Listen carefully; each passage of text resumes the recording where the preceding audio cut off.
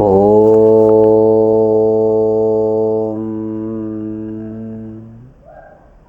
అందరికీ నమస్తే. ఈరోజు వేద మంత్రము ఓం అపాం మధ్యేతస్తివాసం తృష్ణా అవిదజ్జరితారం మృడా సుక్షత్రముడయా.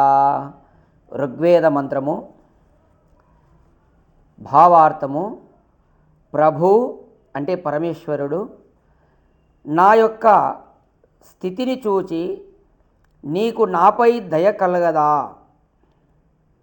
సత్పురుషులు నా వంటి వానిని చూచి పరిహసించుచున్నారు. నేను నీటిలో ఉండియు దప్పికచే బాధపడుచున్నాను. నీ దయా సముద్రమున ఉండియు దుఃఖ సంతృప్తుడను అగుచున్నాను. నా కోరికలు తీర్చుటకు లోకములో ఐశ్వర్యము ఎంతగానో నిర్మించి ఉన్నావు. ప్రతి క్షణము ఆయా ఆవశ్యకలను తీర్చుకునే ఉన్నావు. అట్టి ఎడ నాకు కావలసినది ఇంకా ఏమున్నది? అయినను నా యొక్క కామనల అంటే కోరికలకు అంతు లేదు, ఆశలకు అవధి కనిపించదు. ఇవి అన్నీయు ఎంతగానో పీడించుచున్నవి. స్వామి, నేను ఏమి చేయుదును? ఈ విషమ దశ నుండి నన్ను ఎవరు ఉద్ధరింతురు? వెల్లువయై ప్రవహించు జలము దగ్గరే ఉన్నను ఆ జలమును గ్రహించి దప్పికను తీర్చుకొనలేనంత అసమర్థుడనై ఉన్నాను. ఏమి చేయవలేనో నాకు తెలియను, కానీ దానిని వనరింప సామర్థ్యము లేకున్నది.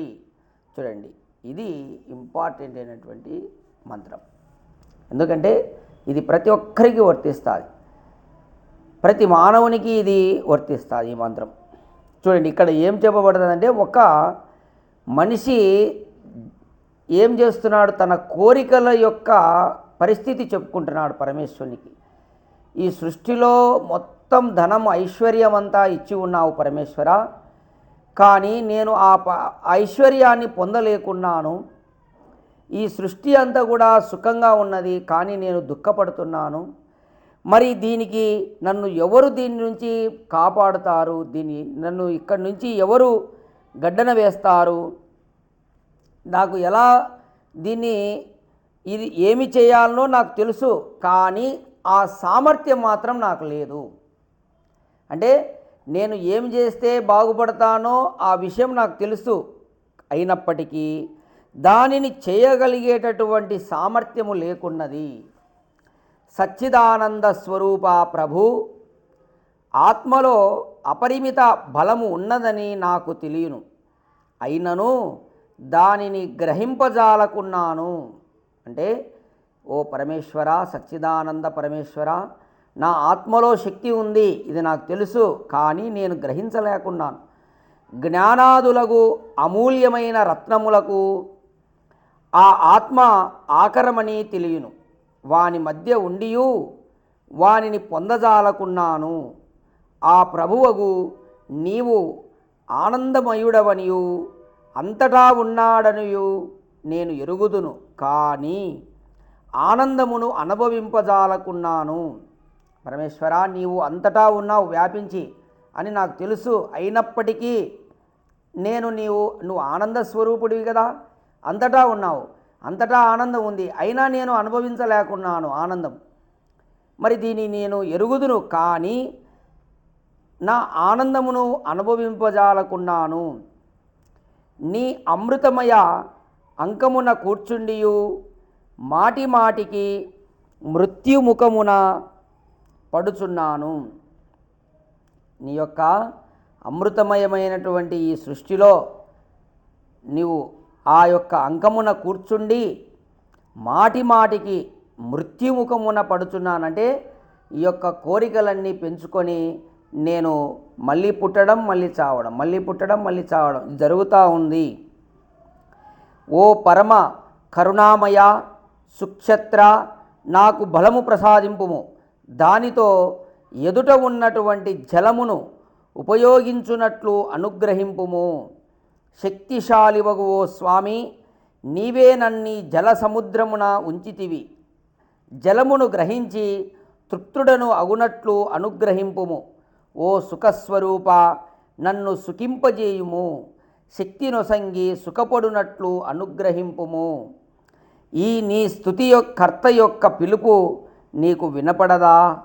ఎంత కాలమునకు నా మొర వినపడదా? స్వామి, ఇప్పుడైనను నన్ను సుఖింపజేయుము. ఇది అంటే ఒక భక్తుడు ప్రార్థన చేస్తున్నాడు పరమేశ్వరుని. ఈ సృష్టిలో అంతటా నువ్వు వ్యాపించి ఉన్నావు.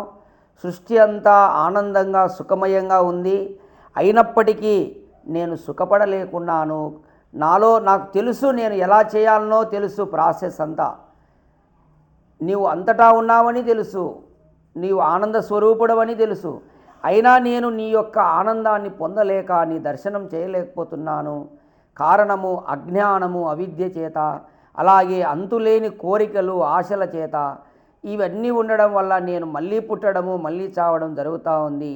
కావున ఈశ్వర, నాకు శక్తిని ప్రసాదించు, నన్ను ఇప్పుడైనను కూడా నన్ను సుఖింపచేయుము అని ఒక భక్తుడు భగవంతుని ప్రార్థన చేస్తున్నాడు. అంటే తన యొక్క బలహీనతలను పరమాత్మకు చెప్పుకుంటున్నాడు. ఇలా ప్రతి ఒక్కరూ కూడా బాధపడుతుంటారు భగవంతుని యందు ఉంచి. స్వామి, ఏమిటి ఈ పరిస్థితి, నాకు ఎందుకు ఈ దుఃఖం వచ్చింది, నేను ఎట్లా దీని నుంచి బయటపడాలా, నువ్వే గడ్డనవే ఈశ్వర అని కోరుతుంటారు. కాబట్టి ఇలా మనము మన యొక్క బలహీనతలను కూడా పరమాత్ముడు తెలియజేస్తున్నాడు ఈ మంత్రం ద్వారా. ఇలా మన బలహీనతలు తెలుసుకొని వాటిని దూరం చేసి ఆ పరమశక్తివంతుడైనటువంటి, సర్వశక్తివంతుడైనటువంటి పరమాత్మను మనము ప్రార్థన చేసి ఆ శక్తిని పొంది మనం సుఖపడాలి. ఓం తత్సత్.